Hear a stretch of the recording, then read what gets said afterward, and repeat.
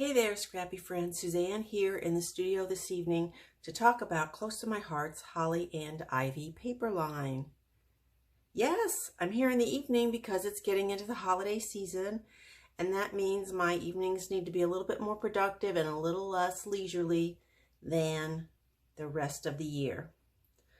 But tonight I'm excited to talk to you about the Holly and Ivy paper line. It's got the traditional red and green colors, as well as this deer motif, including this sort of deer hide printed paper.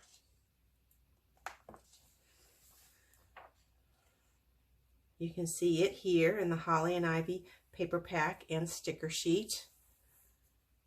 Just a really fun, sort of classic kind of paper line. They also have the coordinating cardstock, die cuts. These are glittered in red, textured in the green, and just the bare chipboard in the brown. There's also a digital collection and Picture My Life cards, of course. And some stamp sets with thin cuts, which have proved very popular. In fact, I think maybe this one over here may already be sold out. I was not particularly a fan of this fawn paper, as I'm going to call it. It is originally the background paper for this layout in the scrapbooking workshop, and to me it was a bit much. I liked it better in the smaller doses as a base for photos. So let me show you what I did with this workshop to not only change that out, but to get another 2-page layout from this workshop. Shall we get started? Okay. Here is how my first page looks. I decided to just flip this paper over. The fawn paper has this stripe on the back, and I decided the stripes would look best going vertically. And I really like the way this turned out. I wanted to save some of the fawn paper, so here I just used my Cricut machine to cut out a piece big enough that I knew it was going to be covered here. I did the same here, and then in order to make these, pages, very stable, and so they don't snag or anything when I'm putting them in or out of page protectors, I always go back and add just some extra washi tape all around the edges that meet. So here you have it. One of the things that is highly recommended but optional in this workshop is the gilt spray. I've talked about that before in a video, I believe. It's one of our mixed media products, and I really like it because it really doesn't rub off like many of the other sprays I've used over the years. So that is a really big plus in my book.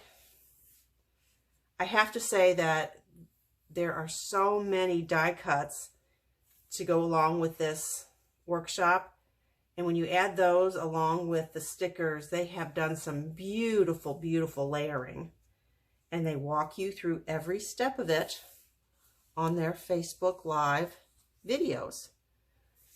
And I think this just turned out really pretty. I like the red. To me, it ties in more with the other pages and the whole traditional colors look. So I am happy I made that change, as well as saving that paper for an extra layout.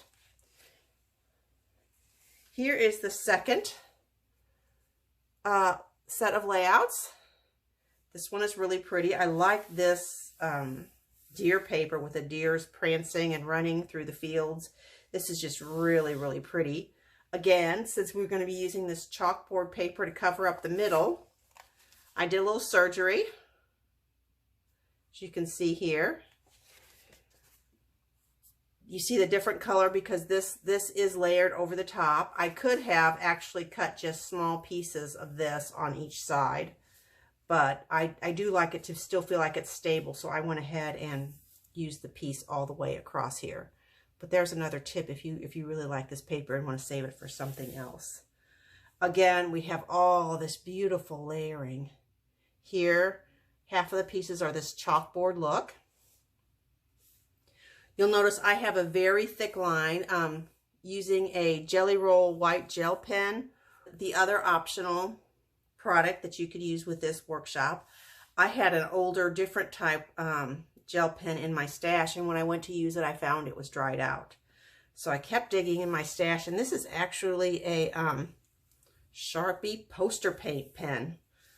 And I don't know that I had ever used it before, but it was in white, so it worked great. I needed to go over the lines a couple of times, but I was really pleased with how that turned out. Again, super cute layout. Lots and lots of layering.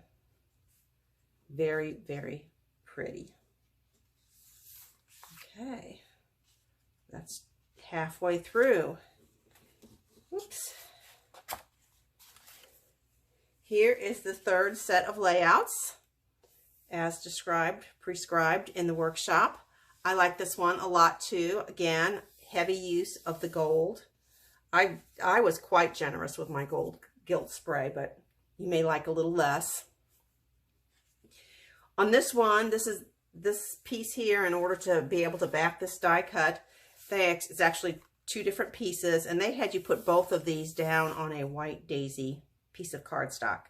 But I saved my piece of white daisy and I just seamed them together underneath as well as on the back there with washi tape for a little extra stability. The other change I made to this particular layout is you have 4 different circles here, and there were 4 more in the kit. And they had you tucking the whole circle on each side. I decided that I was really going to want to get an extra layout, so I wanted to save half my circles. So I cut mine in half. Well, actually, this side is a little more than half, and this side is a little less. And I did that on purpose because there's more space here to fill. So I wanted to go ahead and give it just a smidge more on this side than this. And then I just reversed the order of the circles. And I think this works great. Again, we've got beautiful glitter paper embellishments here. Cute tags for journaling. And lots of layering. Very, very pretty.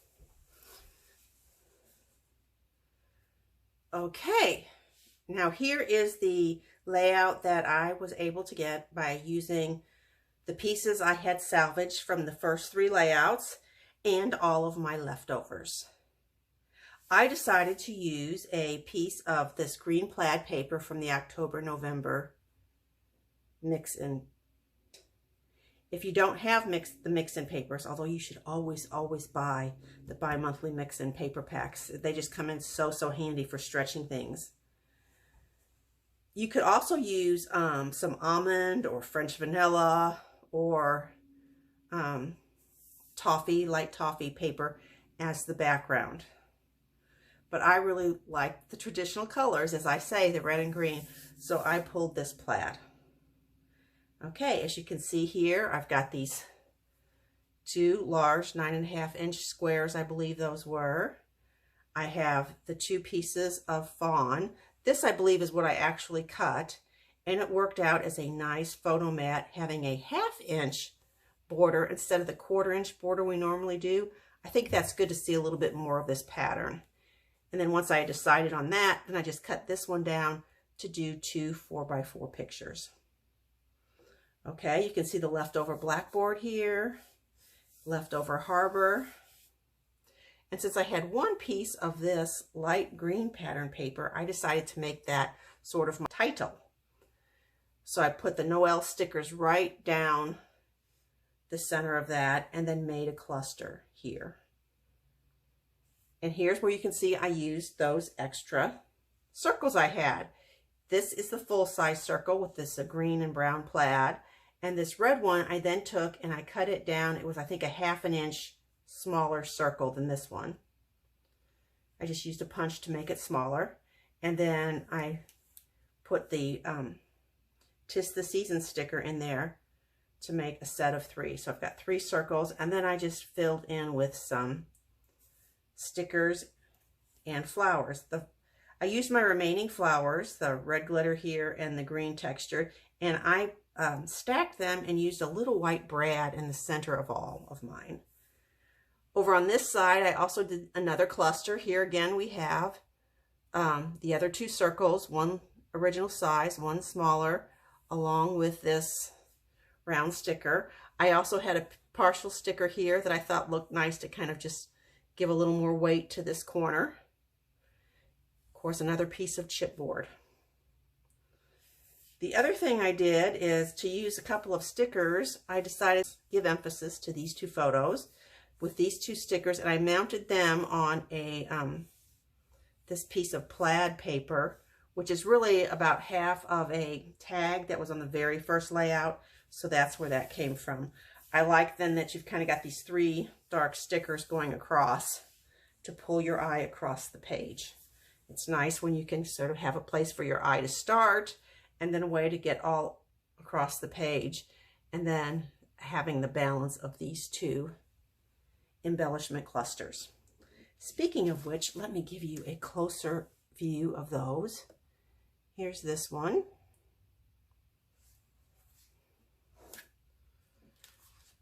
And here is this one. Again, I had so much fun doing my own layering with what I had left. And it is fun to decide how to stack things up and arrange them in a pleasing way. One of the best parts of scrapbooking, I think. Okay, that's all I have for today, or tonight, I should say. I appreciate your stopping by and watching my videos. I really do wish you would subscribe. Also, I think you might find it beneficial in the show notes to click through to my blog and see what other information I might have there that could be helpful to you as a scrapbooker. Okay, thanks for your time and attention. Bye for a bit.